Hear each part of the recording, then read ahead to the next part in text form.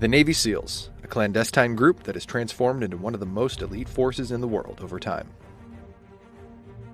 The evolutionary process of the U.S. Navy SEALs begins during World War II at Amphibious Training Base, Little Creek, Norfolk, Virginia. Starting in late August 1942, two special mission units were formed. These units were known as Amphibious Scouts and Raiders and Special Mission Naval Demolition Unit.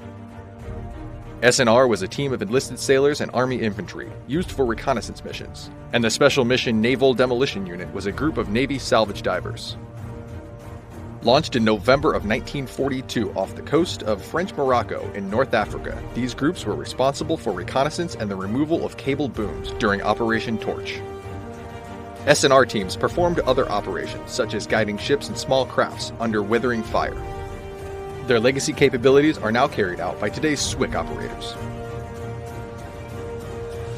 By May 6, 1943, the Chief of Naval Operations directed the Naval Demolition Project, a two-phase project which would include the initial plans for future Naval Combat Demolition Units, or NCDUs. As plans for a massive cross-channel invasion of Europe began, Lieutenant Commander Draper Kaufman was directed to establish a school to train specialized units to eliminate obstacles on enemy-held beaches. On June 6, 1943, the NCDU training school was established in Fort Pierce, Florida, and in September of 1943, the first NCDU class graduated after several months of arduous training. In the end, a total of 24 NCDUs would be in England in preparation for D-Day.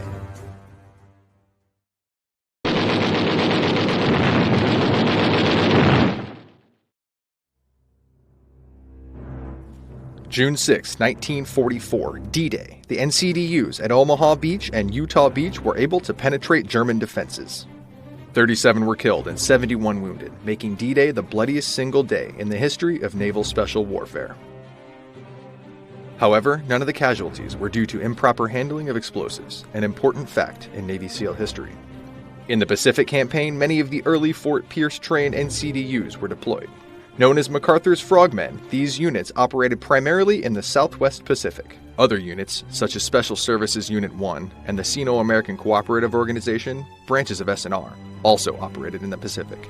On November 22, 1943, during the Tarawa landing, hundreds of Marines died from enemy fire and drowning due to hitting a submerged reef that was mistaken for land. Due to the horrific events, Admiral Kelly Turner, commander of the 5th Amphibious Force, directed that 30 officers and 150 enlisted men be moved to Waimanalo Amphibious Training Base. It was here that the UDTs of the Pacific were born. Between December 1944 and August 1945, UDT men operated in every major amphibious landing. Yet as quickly as the UDTs were formed during World War II, they were just as quickly disbanded.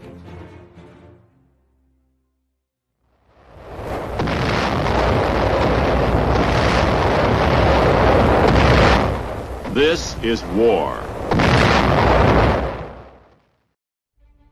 UDTs would not be called on again until 1950 during the height of the Korean War. At this time, UDT men were responsible for marking low points in the channel, clearing fouled propellers, and searching for landmines.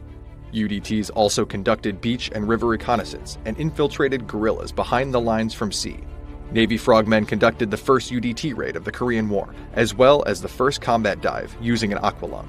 Their last operation would be Operation Fishnet, responsible for crippling North Korea's food supplies by destroying its fishing nets. During the post-Korean War period, President Eisenhower addressed small conflicts involving U.S. interests using specialized forces such as UDT, Green Beret Special Forces, and Force Reconnaissance Units. Unconventional warfare became a growing need in 1960 during the crises in Laos and Cuba. Thus, in 1961, Chief of Naval Operations Admiral Arleigh A. Burke directed the OpNav staff to organize new or existing Navy units for smaller conflicts. Admiral Wallace M. Beakley addressed a memo to the CNO that proposed a detailed mission and task statement for SEAL teams. Finally, on March 25, 1961, President Kennedy addressed Congress to establish unconventional warfare units in response to urgent national needs. 2 SEAL teams were officially authorized by December 1961, and both units were established in January 1962. Their mission? Conduct unconventional warfare, counter-guerrilla warfare, and clandestine operations. It was at that moment the Navy SEALs, as we know them, were born.